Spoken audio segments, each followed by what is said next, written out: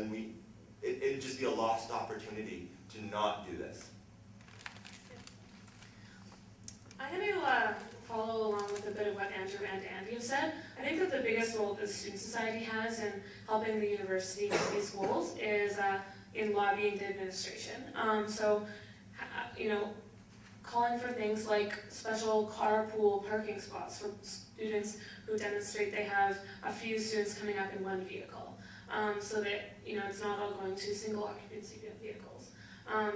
Lobbying for improved transit so that students have access to good bus routes and can get to campus quickly by bus or SkyTrain. Turning the lights off at night. The buildings are all open and the lights are on. And there's also those gigantic lights that just make the AQ look pretty. But they don't appear to actually light anything except for the walls.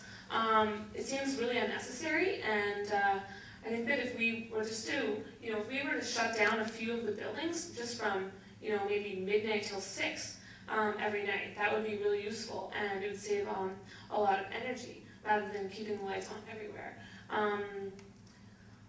Something else that I think is a really important issue with this is that although the university is going to be doing initiatives to make the university more sustainable because they have to, I want to make sure that this the cost of this does not get downloaded onto students in tuition fees, so that this isn't just resulting in students paying higher tuition fees in order to pay for carbon credits, for example. And that if these costs, if there are additional costs that are required in order to upgrade the university into a more sustainable campus, that money comes from the provincial government and not from students' private money.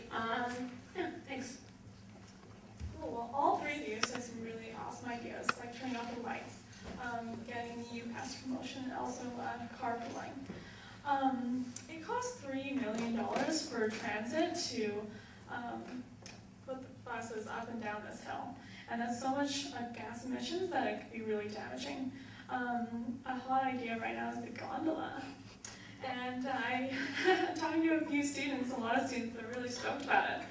And I would love to be one of those people who are talking to the community trust in developing that initiative for getting funding, as well as TransLink.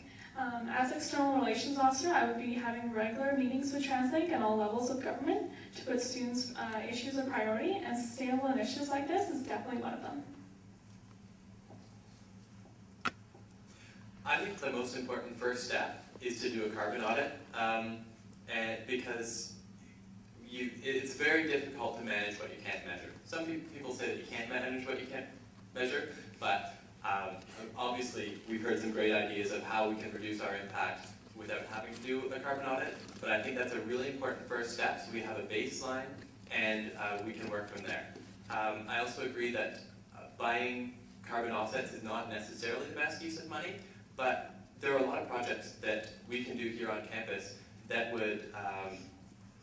could be counted as carbon offsets. So instead of paying another organization, we can do that here on campus.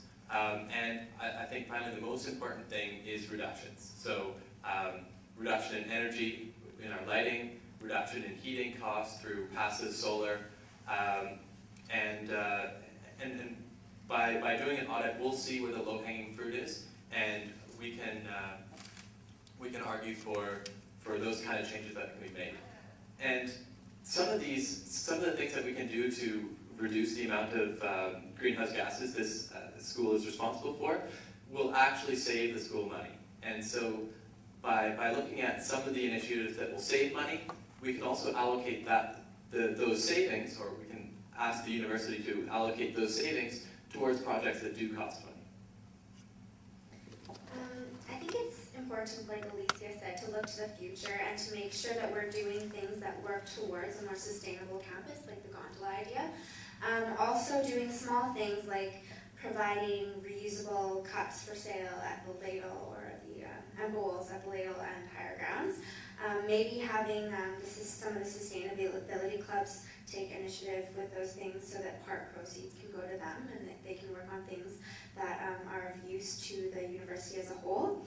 Also working on campaigns to improve the efficiency of transit and to work on things like the sharing of parking passes so that students, if they're coming from the same area, can receive discounts on passes that are shared. Well, for the grand finale, Robert Lutner, I'm in for Internal Relations Officer. I think realistic outlooks are needed very much so, and I think we've heard some great ideas here. I think we've also heard a couple of unrealistic ones, such as solar panels and reducing concrete. I don't see how the SFSS has in any way can reduce concrete. The SFSS is about to build a $3 million students' union building, which many students argue that we don't need. I think that as far as real solutions, what we can do right now, I noticed that an immense amount of light bulbs in this school are run on filaments. I think it's absolutely ridiculous, to tell you the truth. The long-term cost-efficient environmental impact of using halogen bulbs, you can go to IKEA and read a sign that simply says that. That would be one of the key directions that I think we should go to. As far as turning off lights at night, the issue of public safety is of a paramount concern. If you start turning off lights in the middle of the night, then you're going to have an increase in crime and assaults. This is, after all,